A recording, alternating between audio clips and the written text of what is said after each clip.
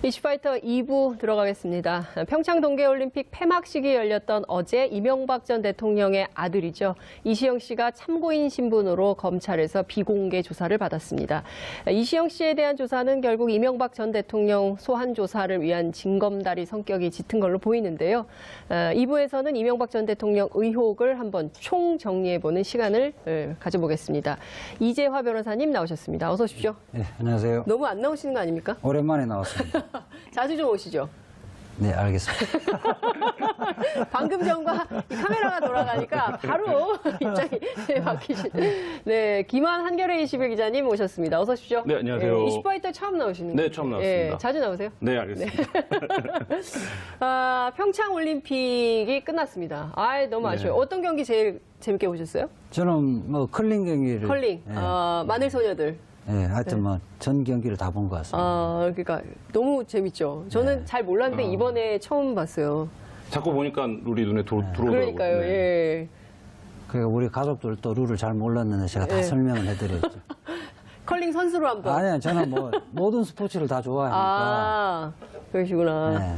김한 기자님은 어떤? 저는 매스 스타트 재밌더라고요. 매스 스타트. 쇼트랙은 어렸을 때부터 봤던 종목이니까 그 비슷하기도 쇼트 하고. 예.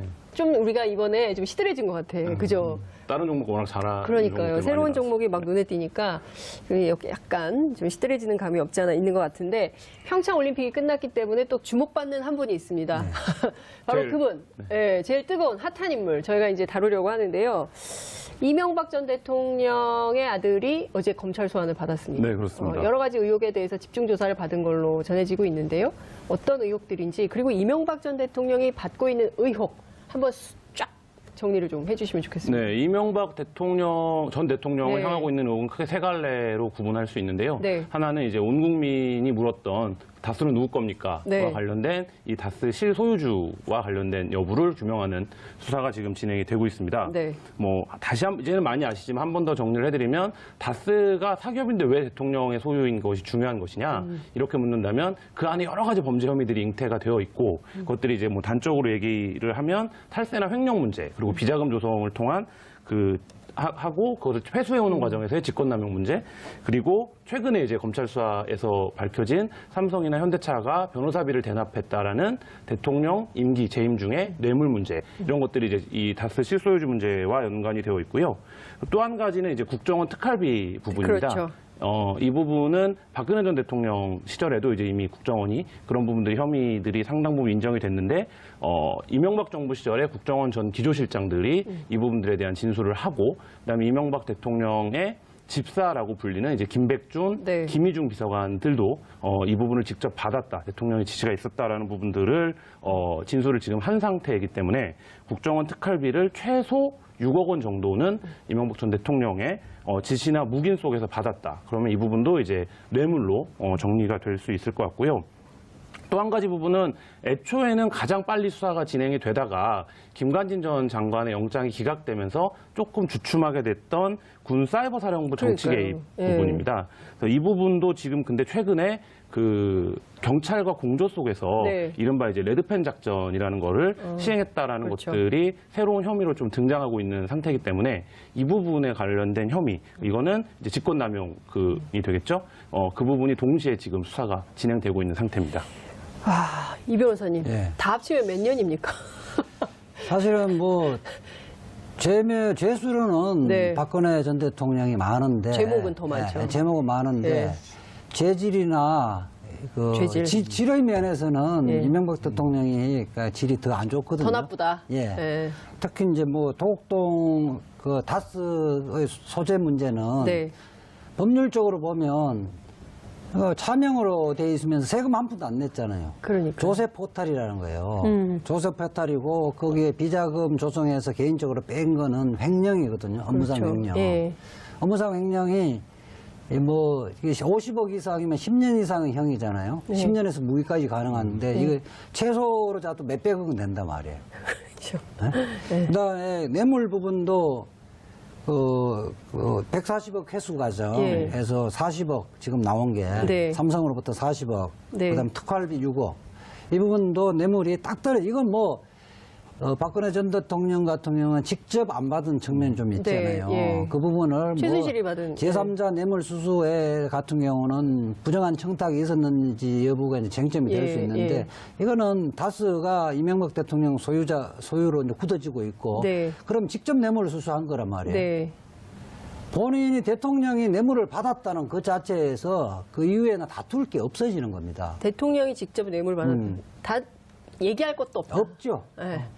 그리고 수령했던 사람이 김백준 씨 등이 다 자백을 했고 예. 자백을 보강하는 문건들이 나와 있단 말이에요. 그렇죠. 특히 이제 뭐 보고를 했다. 그러니까 오늘 VIP 문건, 야, 그거- 보고했다. 예. 그것도 뭐 그냥 뭐 실무자들이 알아서 네.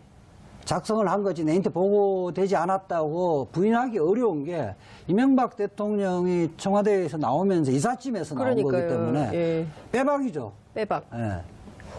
그러니까.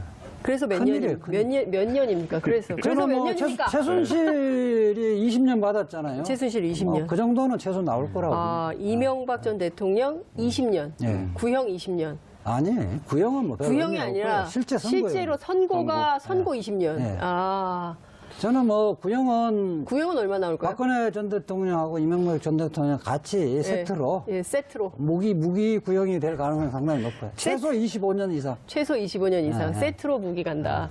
김한 기자님은 어떻게? 아 근데 이거 좀 네. 보여드리고 싶어요. 저 이런 기자 처음 봤어요. 아닙니다, 이거 자, 뭐. 이 스프링 노트를 세상에 네. 이명박 전 대통령을 네, 자료인데요. 취재하는 네. 노트를 세상에 스프링 노트로 만들어 갖고 네. 다니는 기자 보셨습니까?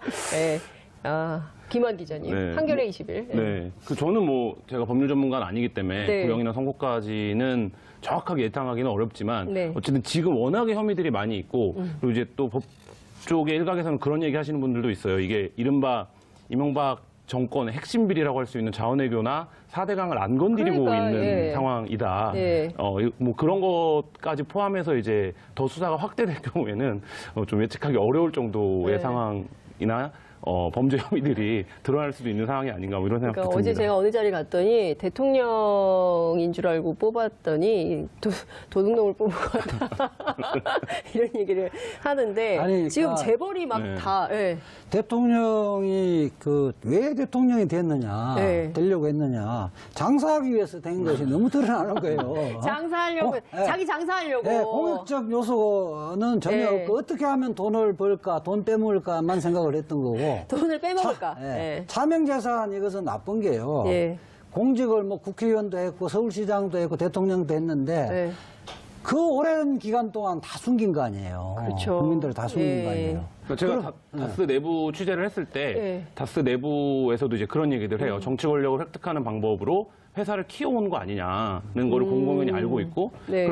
그게 아니라고 한다면 예를 들면 다스가 이명박 전 대통령의 것이 아니라고 한다면 다스가 어떻게 여기까지 왔냐 이거는 이제 다스 내부 관계자들도 다 알고 있는 내용이고 네. 그러니까 그거 자체가 회사 내부 관계자들이 실소유주를 누구라고 생각했는지를 가장 정확하게 드러내는 거죠. 그러니까 이상은 회장이나 뭐 그 다른 사장들의 능력으로 다스가 여기까지 오는 것이 2조가 넘는 회사가 된 게 아니라 네. 오로지 이명박 전 대통령이 서울시장과 그렇죠. 네. 대통령이 되는 과정 속에서 이제 다스가 성장을 했고 결정적으로 두 번의 변곡점이 있다는 얘기도 네. 다스 내부에서는 다 알고 있습니다. 첫 번째 변곡점이 이명박 서울시장 시절에 현대차의 그 사업 문제를 해결해 줬을 때 네. 그게 이제 일부 언론에서 보도가 됐지만 원래 이제 지금 경부고속도로 들어오다 보면 있는 게 현대차 사옥이잖아요. 그렇죠. 그 서울 다 오면. 근데 이제 그게 원래 하나짜리 빌딩이요. 예, 네. 양재동이요. 하나짜리 빌딩이었는데 건물을 지을 수 없는 땅이었는데 네. 연구 개발 목적으로 건물을 짓게 해주면 어떻겠냐라고 이제 서울시가 공교부에 조례 개정 제안을 했고 네. 그 부분이 받아들여져서 결국 지금 현대차 사옥이 됐는데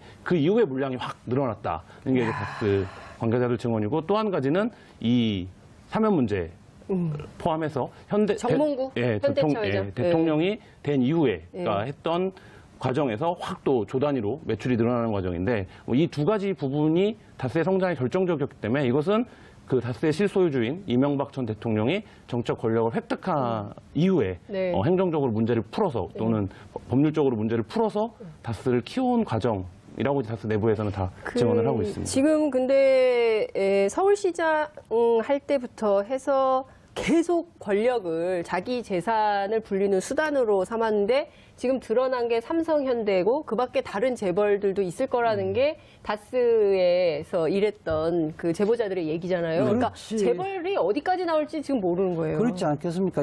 그 박근혜 대통령은 뭐 국민들 다 알다시피 그 사물에 돌아가는 세상 돌아가는 일을 잘 모르잖아요. 그거를 최순실이가 이용했던 거고 네. 이명박 대통령은 본인이 직접 챙기는 거잖아요. 그렇죠. 본인이 직접 제시하고 이게 지금 어쨌든 뭐 삼성 변호사비 남은 거 10억까지 네. 남았으니까 챙겨오라고 챙겨오라고 할 정도니까 시켰잖아요. 예. 아주 꼼꼼하게 챙기는 스타일이란 말이에요. 그러니까 두 가지 사례를 좀 대표적으로 봐야 될 것 같은데요. 네. 이명박 정부 시절에 대표적으로 특혜를 입은 기업이 어디냐. 이 부분과 관련해서 보면 제일 많이 이제 거론이 되고 있는 데가 롯데죠. 롯데. 예, 롯데가 이제 잠실에 있는 제2롯데월드를 그리고 또 이상하잖아요. 네, 정말. 만들었고 예. 면세점에서도 이제 롯데가 그렇죠. 싹쓸이를 하는 과정이 있었는데 뭐 그 부분과 관련해서 이명박 대통령과 롯데 유착설 같은 것들이 지금 계속 얘기가 되고 있고 하는 부분들이 있고 또 하나는 2009년도에 기억하실지 모르겠지만 그 현대건설 인수를 둘러싸고 네. 현대차와 이제 주식회사 현대, 주현대가 엄청난 싸움을 벌인 적이 있었습니다. 네. 그 당시에는 이제 프레임이 어떤 거였냐면 정몽구 회장이 장자로서의 지위를 원하기 때문에 현대건설을 반드시 인수하고 싶어 한다. 그래서 무리하게 이제 좀 그 현대차가 밀어붙인다. 뭐 이런 류의 분석들이 많았는데 그 과정이 굉장히 재밌습니다. 처음에 주현대가 이거를 인수하기로 했다가 네. 이제 주현대 입장에서는 현대건설을 뺏길 수가 없거든요. 현대건설을 뺏기게 되면 이제 사실상 회사가 껍데기만 남게 되는 상황이 돼서 굉장히 사력을 다해서 금액을 더 높은 금액을 썼고 했는데 네. 그거를 당시 여당, 그러니까 그 새누리당과 정부가 개입을 해서 한 달 보름여 만에 다시 현대차한테 줍니다.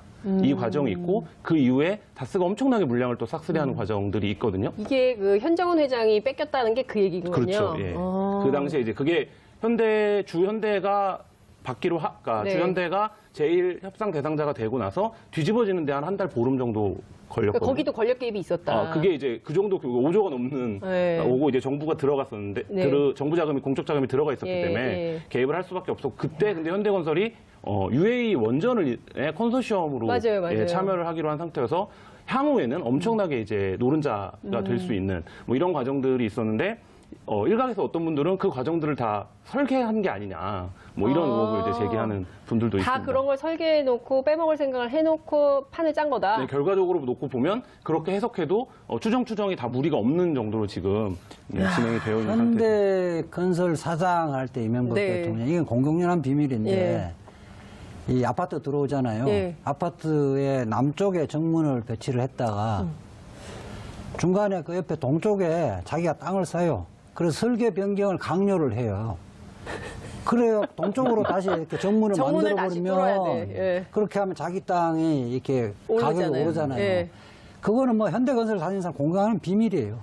그렇게 깨알같이 이렇게 이득을 챙기는 사람이기 꼼꼼하게. 때문에 그리고 아까도 현대 그 현대자동차하고 뭐 주현대하고 경합붙여서 결국 이득을 또 부풀리기 위해서 챙긴 거라고.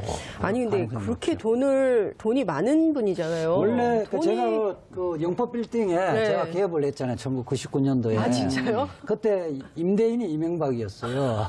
그때 출근했는데 예.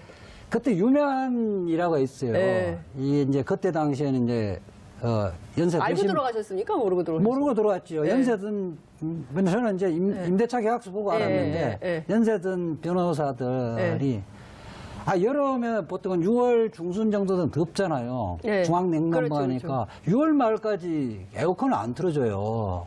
그 영국 겨울도, 빌딩에서 10월 중하순 정도는 춥거든요. 예. 안 틀어줘요. 히터를 안 틀어줘요. 근데 왜 그런 이 거예요? 중앙냉난방인데 관리비는 똑같이 받는 거예요. 그래서 그때 당시에는 네. 그 연세 드신 변호사들이 그 날로 갖다 놓고 막 그렇게 했다고. 아니 뭐 문제 제기를 해야 될 거 아니에요? 왜 안 문제 틀어? 제기를 했는데 네. 문제 제기를 하면 기름 한 방울 도 안 나오는 나라에 지금 벌써 히터를 틀면 되겠느냐. 야 진짜 꼼꼼하게 그런 것까지 예? 에어컨 값 난방비까지 다 빼먹은 겁니까? 예, 네. 뭐 밥값 안 내는 것도 유명하죠. 그러니까요. 뭐 일각에서는 정치권에서 안철수 대표가 밥값 안 내는 거 유명하다 그러는데 그걸 몇 배는 더 한 걸로 이제 알려져요. 근데 그게 그 집안이 다 그런가 봐요. 그 제가 경주에 취재를 갔는데 예. 이상훈 회장은 비서한테 어떤 걸 시키냐면 예. 아침에 예. 보문단지에 있는 호텔들에서 일간지를 걷어오게 시킨대요. 예. 그래갖고 왜요? 매일 그 이제 신문 신문값 안 내려고.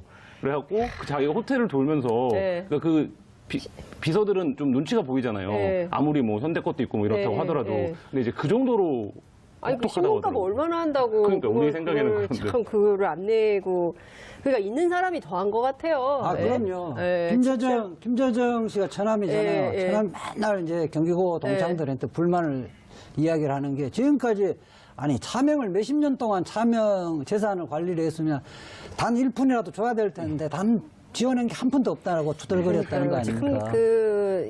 어쨌든 뭐 이제 조만간 이번 주 아니면 다음 주 정도에는 검찰 포토라인에 서지 않겠습니까? 이제 뭐라고 얘기할지 좀 지켜봐야 되는데 하나는 오늘 그 이명박 전 대통령 맞사위가 집하고 사무실이 압수수색됐거든요. 그러니까 자금 관리인인 걸로 지금 얘기가 좀 삼성전자 나오고 전무. 삼성전자 네. 전무 검사 출신이죠. 그러니까요. 네. 예, 이분과 관련된 의혹이 나오고 있고요. 그러니까 지금 가족들까지 쫙 모이고 압박을 하는 거죠. 하는 거거든요. 예.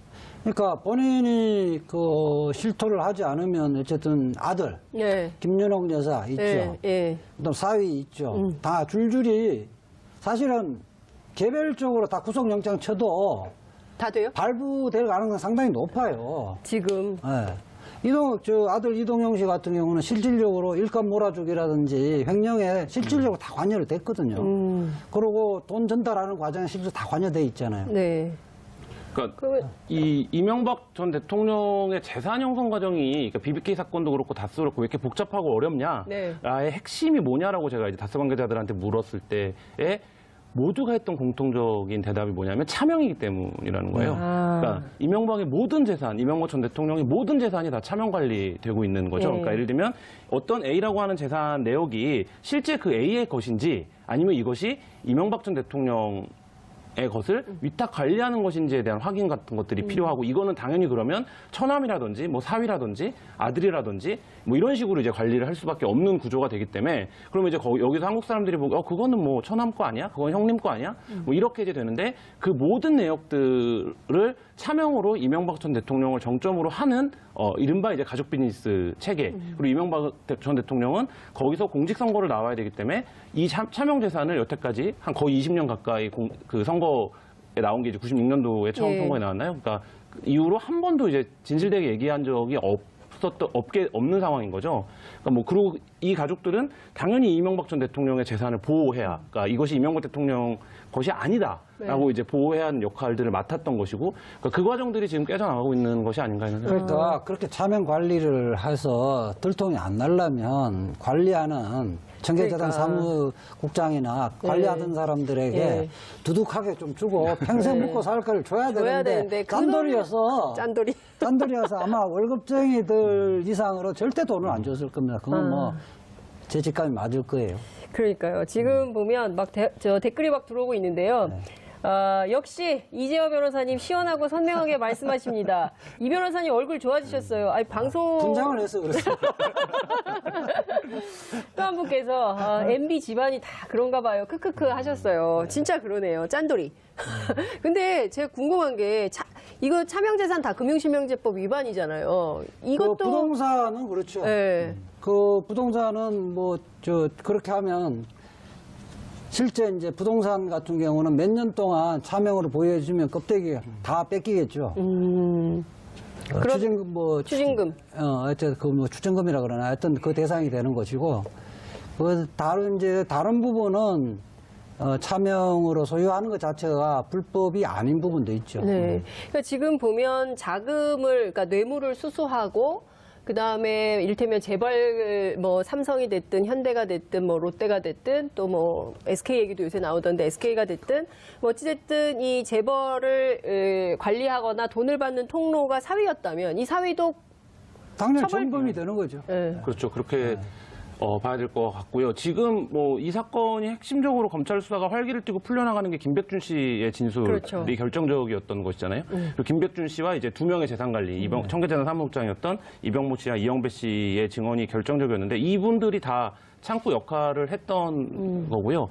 김백준 씨 같은 경우에는 이제 뭐 다스가 140억 원을 찾아올 때 이명박 대통령이 사인을 한 서류가 있다는 건데, 그러니까 예를 들면 다스는 내게 아니다라고 했을 때, 그리고 이제 그때 김백준 씨한테 이명박 전 대통령이 내가 이거 사인하면 140억 찾아올 수 있는 거냐 이렇게 이제 물었다는 얘기도 네. 그 최동영 전 다스 네. 경립팀장이 이제 했었었는데, 뭐 그런 부분들 그렇게 이제 분야별로 관리를 하는 재산 관리인들이 다 있었을 거고요.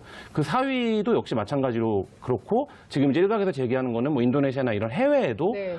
사위라든지 또 조카들이 관리를 하고 있는 게 아니냐 뭐 이런 얘기가 나올 정도로 이 재산 관리인들이 곳곳에 예. 여러 경로에 있는 것으로 지금. 그러니까 그 얘기를 하잖아요. 싱가포르로 다스를 옮기려고 네. 했다. 그래서 싱가포르로 옮겨가지고 싱가포르에서는 뭡니까 상속세나 이런 세금이 없기 때문에 일로 옮겨서 자기 아들한테 이 다스를 물려주려고 했었던. 그러니까 사실상의 우회상속을 다양한 수단을 동원해서 했다. 그러니까 이시영 씨가 이미 이제 중국 쪽 법인들은 그러니까요. 다 해외 그 법인들 해외 법인들을 싹 다. 다 그게 이제 이런 관계입니다. 현대차가 그 공장에 진출을 하고 있어야 다스가 가는 거잖아요. 네. 왜냐면 협력업체니까. 다스는 협력업체니까. 협력업체 1차 밴드 네. 업체니까. 그러면 이제 현대차가 진출한데 미국, 중국, 그다음에 이제 몇 군데 또 해외에 이제 다스 다 따라가는 법인들에서 다 따라가는 거고, 아. 상대적으로 이 해외 법인들 같은 경우에는 감시나 이제 견제 역할을 하기가 어렵기 때문에 예. 이 해외 법인들을 이 해외 법인의 물량을 다스의 다른 협력업체가 밀어주는 방식으로 해서 이 회사를 키우는 거죠. 그렇게 해서 지금 이시영 씨가 여러 회사를 예. 그러니까 접수를 했다라는 거고, 대표적인 게 이 SM인 거잖아요. 그래서 SM 같은 경우에는 뭐 경주일각에서는 제2의 다스로 키우려고 했던 게 아니냐 이런 얘기가 나올 정도인데, 이 SM이 성장하는 과정도 상당히 간단하게 어떤 거냐면 다스가 물량을 SM에게만 주는 겁니다. 그러면은 다른 하청업체들이 그대로 죽는 그렇죠. 거죠. 이 물량을 그대로 SM이 SM이. 흡수하는 거고, 뭐 이런 과정이기 때문에 이거는 이시영 씨에게 주기 위해서 의도적으로 뭐 그렇게 했던 것이 아닌가. 그러니까요. 편법 상속이죠. 편법 상속. 그러니까 참 이 편법 상속은 사실 삼성한테 배운 것 같아요. 그죠? 그렇죠. 예, 그 굉장히 삼성이 굉장히 예. 오랫동안 16년이 넘게 삼성인데 배운 것도 있지만은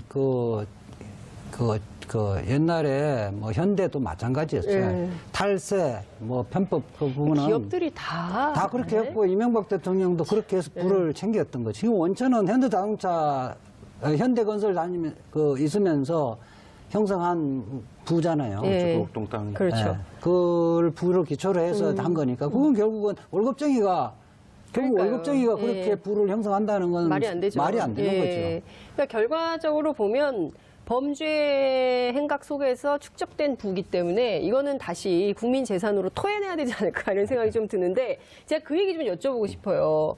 김 기자님께 여쭤보고 싶은데, 이게 지금 누굽니까 정두원 의원이 네.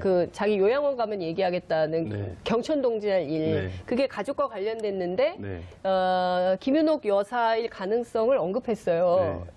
김윤옥 여사다 이렇게 말은 안 했고, 그래서 이게 지금 국정원 특활비가 김윤옥 여사하고의 연관돼 있다는 얘기는 기자들이 취재를 많이 하고 있는 것 같은데, 네. 여기 좀 진도가 더 나간 게 좀 있습니까? 뭐 정도원 의원이 얘기한 경천동지가 뭔지 좀 궁금한데요. 얘기 좀 했으면 좋겠어요, 네, 정확하게. 정확하게는 네. 모르겠습니다. 정확하게는 네. 모르겠고, 네.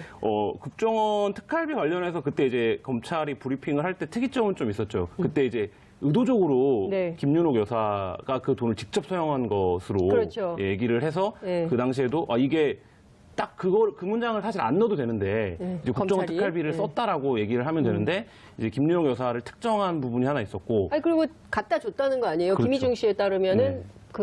관저로. 네. 그래서 어쨌든 국정원 돈을 김윤옥 여사가 이제 직접 받았다라는 네, 그렇죠. 것까지 이제 지금 나온 상태인데, 그래서 뭐 그것 이상으로, 그러니까 김윤옥 여사가 뭐 그것에서 뭐 그 이후에는 카드라 같은 수준에서 여러 가지 보도들이 지금 나왔잖아요. 뭐 네. 명품을 싹쓸이 쇼핑했다부터 뭐 그렇죠. 대사관 여직원의 카드를 대리 사용했다라는 얘기, 뭐 이런 얘기들이 지금 나오고 있는데, 구체적으로 확인이 아직 된 부분들은 아직까지는 없고, 지금 현재로서는 이제 다스 실소유주에 좀 집중이 돼 있는 뭐 이런 상태인 것 같습니다. 변호사님 영부인이거든요. 예. 이분이 영부인이 국정원 특활비를 직접 수령했다면, 그거는 뭐 저는 대통령을 보고 준 것이고 대통령이 이제 수령을 했다고 봐야 될 겁니다. 네.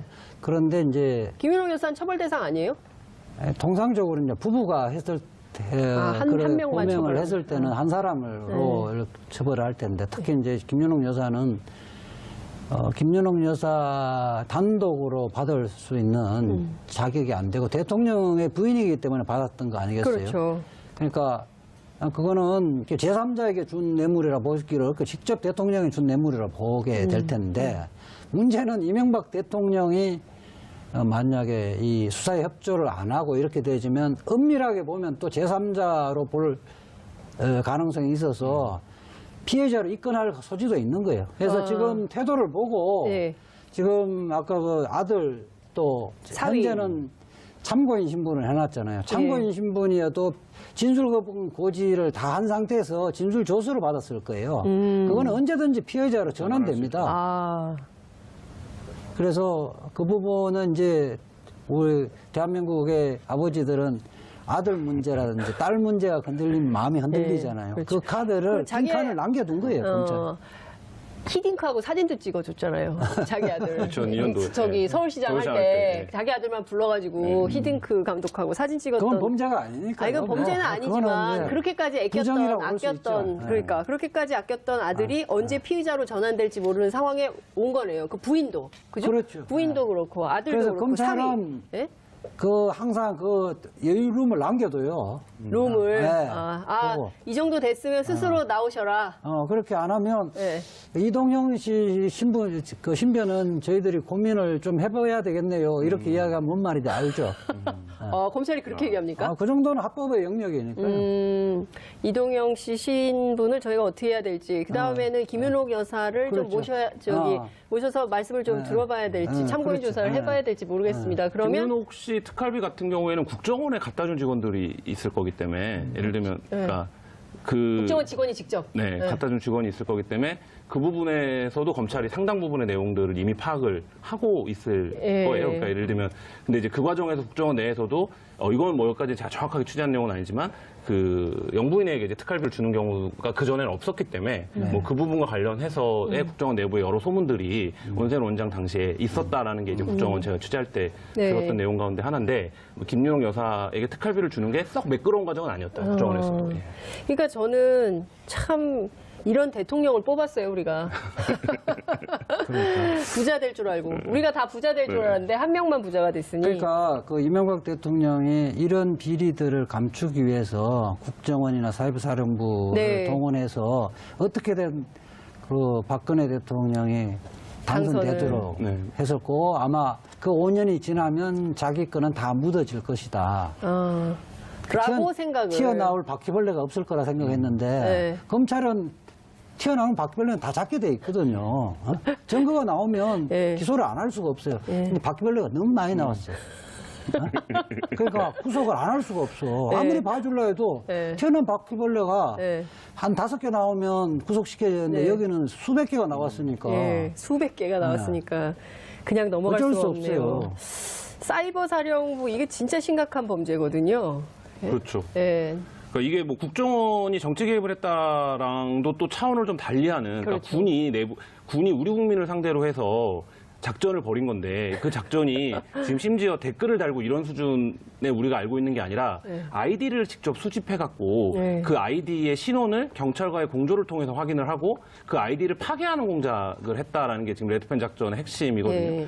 그러면 이제 그거는 누군지 모르는 거죠. 예를 들면 이 변호사님일 수도 있고 저일 수도 있고 포털에서 어떤 아이디들을 막 수집을 해갖고 네. 이 아이디의 성향이 네. 적색으로 의심이 되니 이 아이디의 활동을 파괴해버리자. 그래서 이제 그게 뭐 어떤 방식으로 그렇다면 작동을 했던 건지 뭐 이런 것들이 구체적으로 확인이 지금 되어야 되는 거고 군이 그 작업을 하는 데 있어서 네. 장관이라든지 최고 이제 통수권자의 오케이가 없이 네. 그 일을 할 수 있느냐 뭐 이런 것들을 군이라는 조직의 특성상 그리고 그런 작업까지 할 정도로 그들을 확대하고 만드는데 조직을 꾸려야 되는데 뭐 이런 과정으로 놓고 본다면 이명박 전 대통령 시절에 이 통치라는 게 어떤 거였는지 좀 근본적인 회의감이 사실 드는 사건이고 사실상 그 내란 음모인데. 내란 음모다. 내란 음모 전문가시잖아요. 내란 음모. 통합신보다. 내란 음모죠, 그게. 네. 예비단 그리고 이게 어떤 행위를 한 게 아니라 네. 예비 단계에서 아이디를 수집을 사실 한 거잖아요. 네. 그러니까 어떤 행위를 벌어져서 그거에 대해서 대응 성격의 그러니까 대표를 하는 거예요. 내란이라는 게 업무 단계에서 네. 원래는 일반적인 범죄는 업무 단계 처벌 규정이 없는데 예. 내란은 워낙 중요한 범죄니까 그렇죠. 처벌하는 예. 거잖아요. 모의 단계에서 그렇죠. 처벌하는 게 그렇습니다. 내란 업무란 말이에요. 그러니까. 그게 총뿌리를 국민들을 향해서 총뿌리를 들이댄 거잖아요. 물론 이제 자판의 총이지만 예. 아니 지금 온 오프라인이 동시에 가동되고 있는 세상에서 이게 직접 겨누는 것만 총은 아닌 것이죠. 그럼요. 예, 그러니까 저는 이게 민주주의 근간을 그냥 흔들어 버리고 원하는 대로 아무 때나 자기들이 원하는 정권을 만들 수 있다고 생각했던 건데 이런 적폐를 청산하지 않고 그냥 넘어갈 수는 없고 이것도 굉장히 내란 음모로 엄하게 다스려야 되는 거 아닐까요? 이명박 전 대통령이 이 세 가지 혐의 중에 제일 심각한 게 이거 사실 제가 아닌가요? 내란 음모라고 이야기했지만 법률상 내란 음모보다는 일반 감정의 내란 음모라고 보는데 네. 법률상 문제는 좀 더 검토를 해봐야 되겠지만은 네. 어쨌든 재질이 굉장히 나쁘고요. 그러니까 특정 후보를 낙선시키고 특정 후보를 당선시키는 걸 넘어서서 국민들과의 사상 전쟁, 국민들 여론을 조작하려고 했던 거기 때문에 굉장히 심각한 거고요. 네. 그 뿌리는 아직까지나 저는 온전해 있다고 보거든요. 이 사건을 계기로 해서 거기에 뭐 처벌은 나중에 주더라도 실체를 가담의 정도나 규모 이런 것들을 낱낱이 밝혀서 네. 처벌할 사람 처벌하고 예. 말하자면 재활의 기회를 줄 사람 재활을 주고 국문화 자체를 완전히 바꿔야 되는 거죠. 그리고 이 사건에서 지금 주목해야 되는 거는 경찰과 공조를 했다는 그렇죠. 부분인데, 그러니까 한 기관에서 어떤 기관의 수장이나 이 정권 차원이죠, 그러면. 네, 그러니까 이게 경찰과 군이 동시에 동원이 됐고 이게 그리고 기관 간의 공조를 하게 되면 이 말이 새 나갈 가능성이 굉장히 높잖아요. 예. 근데 그런 것들을 감안하고도 했다라는 건 그 정권 내내 그것이 굉장히 일상적이고 공공연하게. 체계적으로 공공연하게 이루어졌다라는 관행이네요, 거를 관행. 보여주는 거고, 또 한 가지는 경찰도 그렇고 군도 그렇고 지금 거의 청산이 안 돼 있는 그렇죠. 상태입니다. 말씀하신 대로. 그러니까 그렇죠. 한두 번 할 때는 겁도 있고 이거 들키면 어떨까 생각하다가 여러 번 하면요. 이게 일상이 되는 정상적인 업무로 돼버리는 거죠. 그렇다고 봐야 되는 거죠. 그러니까 지금 참 끔찍하면 이 세월을 우리가 살아온 거네요. 이 진짜 이게 독재가 끝났다고 생각을 했는데 이명박 정권의 탄생부터 박근혜 정권 9년까지 사실상 21세기형 독재 체제 속에서 그렇죠. 우리가 살았던 거고 이 적폐를 말끔하게 청소하지 않는 한 또 이런 바퀴벌레들이 또 나올 거 아닙니까? 그럼요. 네? 참 걱정스럽다는 생각이 좀 듭니다. 바퀴벌레가 그 알을 하루에 네. 엄청 몇십 배가 낳잖아요. 네. 알을 못 낳게 해야 되는 거죠. 바퀴벌레가 태어나는 바퀴벌레만 지금 잡았다 하면 네. 이명박 대통령 처벌 필요성은 바퀴벌레가 알을 못 낳게 하는 거예요. 부화를 못 하게끔 하는 게 중요한 거예요. 그런 차원에서 지금 진행되는 수만 가지의 적폐청산 요구 뭐 이런 것들이 흔들림 없이 가야 되지 않을까라는 생각이 좀 듭니다. 지금 계속 추적 중이시죠, 이명박 전 대통령. 언제 포토라인에 설까요?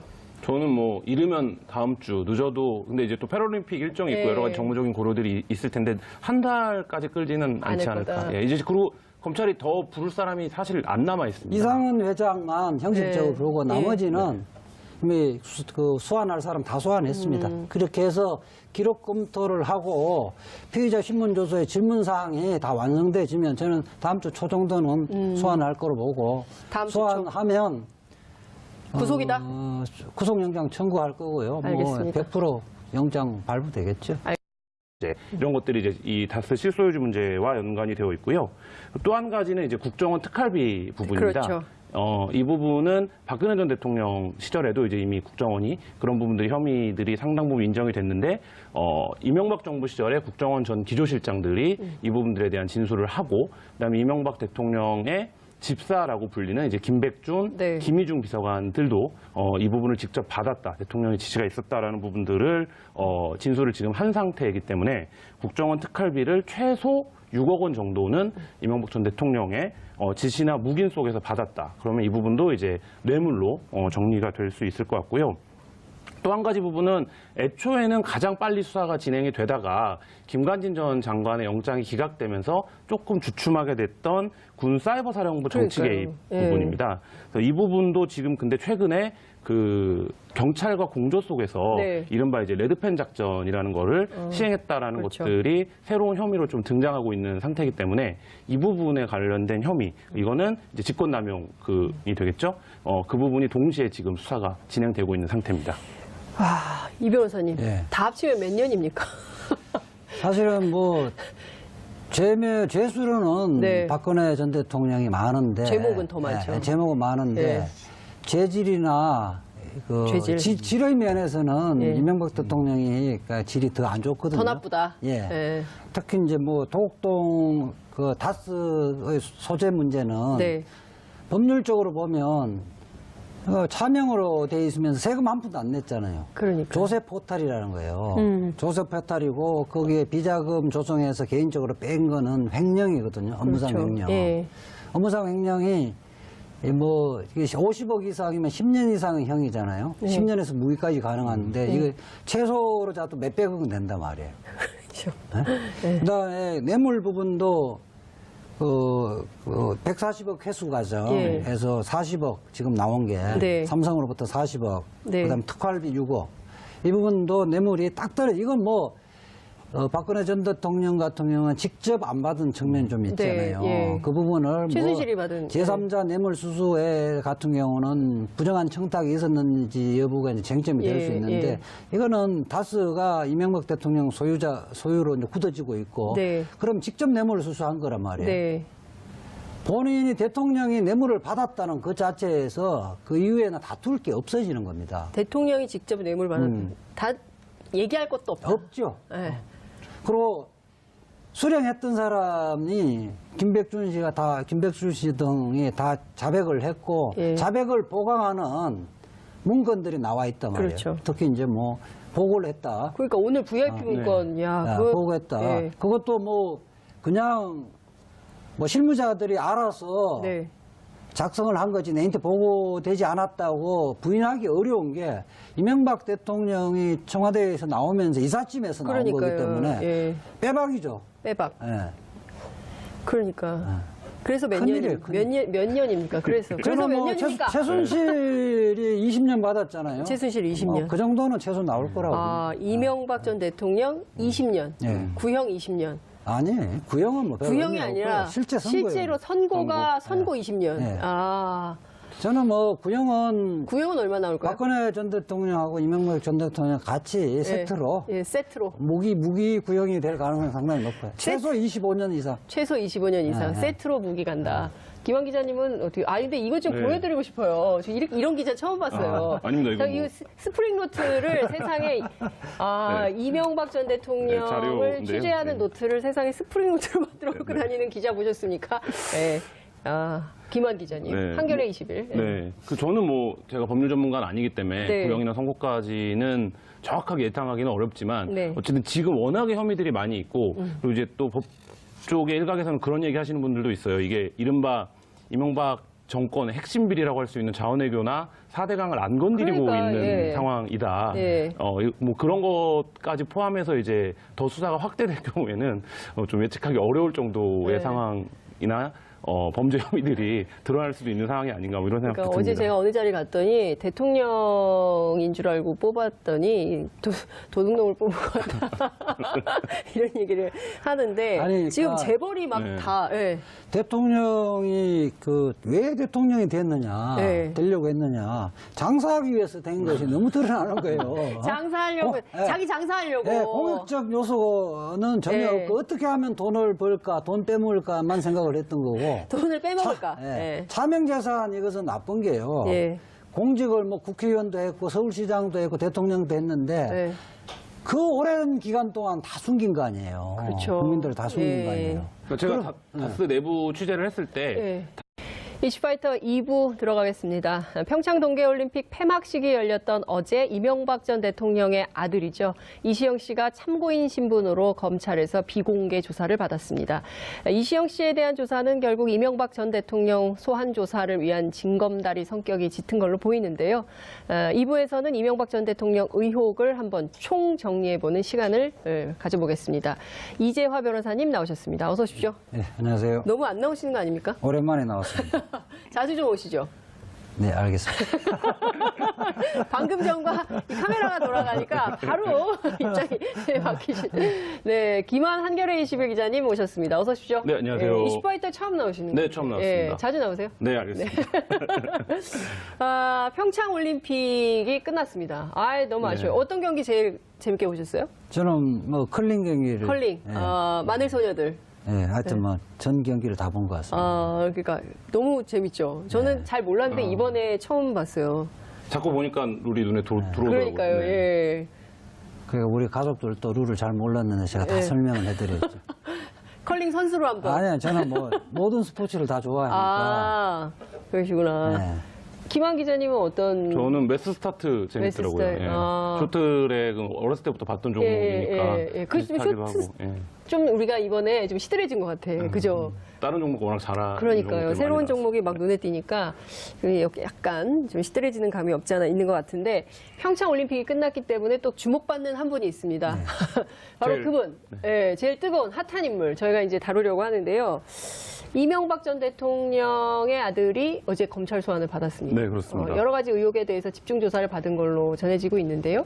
어떤 의혹들인지 그리고 이명박 전 대통령이 받고 있는 의혹 한번 쫙 정리를 좀 해주시면 좋겠습니다. 네, 이명박 전 대통령을 네. 향하고 있는 의혹은 크게 세 갈래로 구분할 수 있는데요. 네. 하나는 이제 온 국민이 물었던 다스는 누구 겁니까? 네. 와 관련된 이 다스 실소유주와 관련된 여부를 규명하는 수사가 지금 진행이 되고 있습니다. 네. 뭐 다시 이제는 많이 아시지만 한 번 더 정리를 해드리면 다스가 사기업인데 왜 대통령의 소유인 것이 중요한 것이냐 이렇게 묻는다면 그 안에 여러 가지 범죄 혐의들이 잉태가 되어 있고 그것들이 이제 뭐 단적으로 얘기를 하면 탈세나 횡령 문제 그리고 비자금 조성을 통한 하고 그것을 회수해오는 과정에서의 직권남용 문제 그리고 최근에 이제 검찰 수사에서 밝혀진 삼성이나 현대차가 변호사비를 대납했다라는 대통령 임기 재임 중에 뇌물 문제 제일 많이 이제 거론이 되고 있는 데가 롯데죠. 롯데. 예, 롯데가 이제 잠실에 있는 제2롯데월드를 그리고 또 이상하잖아요. 네, 정말. 만들었고 예. 면세점에서도 이제 롯데가 그렇죠. 싹쓸이를 하는 과정이 있었는데 뭐 그 부분과 관련해서 이명박 대통령과 롯데 유착설 같은 것들이 지금 계속 얘기가 되고 있고 하는 부분들이 있고 또 하나는 2009년도에 기억하실지 모르겠지만 그 현대건설 인수를 둘러싸고 네. 현대차와 이제 주식회사 현대, 주현대가 엄청난 싸움을 벌인 적이 있었습니다. 네. 그래서 당시에는 이제 프레임이 어떤 거였냐면 정몽구 회장이 장자로서의 지위를 원하기 때문에 현대건설을 반드시 인수하고 싶어 한다. 그래서 무리하게 이제 좀 그 현대차가 밀어붙인다. 뭐 이런 류의 분석들이 많았는데 그 과정이 굉장히 재밌습니다. 처음에 주현대가 이거를 인수하기로 했다가 네. 이제 주현대 입장에서는 현대건설을 뺏길 수가 없거든요. 현대건설을 뺏기게 되면 이제 사실상 회사가 껍데기만 남게 되는 상황이 돼서 굉장히 사력을 다해서 금액을 더 높은 금액을 썼고 했는데 네. 그거를 당시 여당, 그러니까 그 새누리당과 정부가 개입을 해서 한 달 보름여 만에 다시 현대차한테 줍니다. 이 과정이 있고 그 이후에 다스가 엄청나게 물량을 또 싹쓸이하는 과정들이 있거든요. 이게 그 현정훈 회장이 뺏겼다는 게 그 얘기군요. 그렇죠. 예. 그 당시에 이제 그게 주현대가 받기로 그러니까 네. 주현대가 제일 협상 대상자가 되고 나서 뒤집어지는데 한 달 보름 정도 걸렸거든요. 그러니까 거기도 권력 개입이 있었다. 그게 이제 그 정도 5조가 넘는 네. 오고 이제 정부가 들어갔었는데 네. 정부 자금이 공적 자금이 들어가 있었기 예, 때문에 예. 개입을 할 수밖에 없었고 그때 근데 현대건설이 UAE 원전을 컨소시엄으로 맞아요, 맞아요. 참여를 하기로 한 상태여서 향후에는 엄청나게 이제 노른자가 될 수 있는 뭐 이런 과정들이 있었는데 일각에서 어떤 분들은 그 과정들을 다 설계한 게 아니냐 뭐 이런 의혹을 이제 제기하는 분들도 다 있습니다. 그런 걸 설계해놓고 빼먹을 생각을 해놓고 판을 짠 거다. 네, 결과적으로 놓고 보면 그렇게 해석해도 추정이 다 무리가 없는 정도로 지금 진행이 되어 있는 상태입니다. 현대건설 사장 할 때 이명박 네. 대통령 이건 공공연한 비밀인데 예. 이 아파트 들어오잖아요. 예. 아파트의 남쪽에 정문을 배치를 했다가 중간에 그 옆에 동쪽에 자기가 땅을 사요. 그래서 설계 변경을 강요를 해요. 그래요. 동쪽으로 다시 이렇게 정문을 정문을 다시 뚫어야 만들어버리면 돼. 예. 그렇게 하면 자기 땅이 이렇게 가격이 오르잖아요. 오르잖아요. 예. 그거는 뭐 현대건설 다니는 사람 공감하는 비밀이에요. 그렇게 깨알같이 이렇게 이득을 챙기는 아주 사람이기 꼼꼼하게. 때문에 이거 아까도 현대 그 현대자동차하고 뭐 주현대하고 경합 붙여서 결국 이득을 또 분리 다스 내부에서도 이제 그런 얘기들 해요. 정치 권력을 획득하는 방법으로 회사를 키워온 거 아니냐는 거를 공공연히 알고 있고 네. 그게 아니라고 한다면 예를 들면 다스가 이명박 전 대통령의 것이 아니라고 한다면 다스가 어떻게 여기까지 왔냐 이거는 이제 다스 내부 관계자들도 다 알고 있는 내용이고 네. 그러니까 그거 자체가 회사 내부 관계자들이 실소유주를 누구라고 생각했는지를 가장 정확하게 드러내는 거죠. 그러니까 이상은 회장이나 뭐 그 다른 사장들의 능력으로 다스가 여기까지 온 것이 이조가 넘는 회사가 된 게 아니라 네. 오로지 이명박 전 대통령이 서울시장과 그렇죠. 네. 대통령이 되는 과정 속에서 이제 다스가 성장을 했고 결정적으로 두 번의 변곡점이 있다는 얘기도 네. 다스 내부에서는 다 알고 있습니다. 첫 번째 변곡점이 이명박 서울시장 시절에 현대차의 그 사업 문제를 해결해 줬을 때 네. 그게 이제 일부 언론에서 보도가 됐지만 원래 이제 지금 경부고속도로 들어오다 보면 있는 게 현대차 사옥이잖아요. 그렇죠. 그 서울 다 오면 근데 이제 그게 원래 하나짜리 빌딩이요. 예, 네. 양재동이요. 하나짜리 빌딩이었는데 건물을 지을 수 없는 땅이었는데 네. 연구 개발 목적으로 건물을 짓게 해주면 어떻겠냐라고 이제 서울시가 공교부에 조례 개정 제안을 했고 네. 그 부분이 받아들여져서 결국 지금 현대차 사옥이 됐는데 그 이후에 물량이 확 늘어났다는 게 이제 다스 관계자들 증언이고 또 한 가지는 이 사면 문제 포함해서 정몽구 현대차 회장. 대통령이 된 이후에 그러니까 네. 했던 과정에서 확 또 조 단위로 매출이 늘어나는 과정인데 이 두 가지 부분이 다스의 성장에 결정적이었기 때문에 이것은 그 다스의 실소유주인 이명박 전 대통령이 정책 권력을 획득한 이후에 네. 행정적으로 문제를 풀어서 또는 법률적으로 문제를 풀어서 다스를 키워온 과정이라고 다스 내부에서는 다 증언을 하고 있습니다. 지금 근데 서울시장 할 때부터 해서 계속 권력을 자기 재산을 불리는 수단으로 삼았는데 지금 드러난 게 삼성현대고 그밖에 다른 재벌들도 있을 거라는 게 다스에서 일했던 그 제보자들의 얘기잖아요. 그러니까 그렇지. 재벌이 어디까지 나올지 지금 모르는 거예요. 그렇지 않겠습니까? 그 박근혜 대통령은 뭐 국민들 다 알다시피 그 사물에 돌아가는 세상 돌아가는 일을 잘 모르잖아요. 그거를 최순실이가 이용했던 거고 네. 이명박 대통령은 본인이 직접 챙기는 거잖아요. 그렇죠. 본인이 직접 제시하고 이게 지금 어쨌든 뭐 삼성 변호사비 남은 거 10억까지 네. 남았을 거 챙겨오라고 할 챙겨오라고 정도니까 시켰잖아요. 예. 아주 꼼꼼하게 챙기는 스타일이란 말이에요. 그러니까 두 가지 사례를 좀 대표적으로 봐야 될 것 같은데요. 네. 이명박 정부 시절에 대표적으로 특혜를 입은 기업이 어디냐 이 부분과 관련해서 보면